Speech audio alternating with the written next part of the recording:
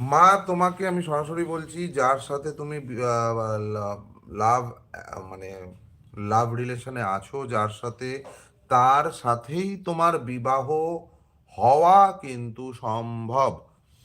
কিন্তু এখানে একটা মাঝখানে কিন্তু আছে। যেহেতু তার তোমার পঞ্চম ঘরে, তুমি নিজেও তোমার চ্যাট খুললে বুঝতে পারবে, পঞ্চম ঘরে কেতুর অবস্থান হয়ে আছে এবং বৃহস্পতিও কিন্তু রাহুর নক্ষত্রে আছে। সেই কারণে কিন্তু ছেলেটা যে আছে, তোমার যে বয়ফ্রেন্ড, সে কিন্তু মানে অত্যন্ত গোপনে গোপনে সবকিছু, সবকিছু একটা গোপন ভাব কিন্তু সে রাখে। এবং তোমার সাথে কিন্তু একটা ঝগড়াঝাটি, অশান্তিরও কিন্তু সৃষ্টি হয় এই কারণের জন্য। এই কারণে কিন্তু তোমরা একে অপরকে ছেড়েও, মানে ছেড়ে বেরিয়ে যেতে পারো, এরকমও ডিসিশনে কিন্তু এই কারণের জন্যই চলে আসবে। এই জায়গাগুলোকে কিন্তু ঠিক করা যায় মা। একদম তোমারটা কিন্তু সাকসেস পাবে জীবনে, যার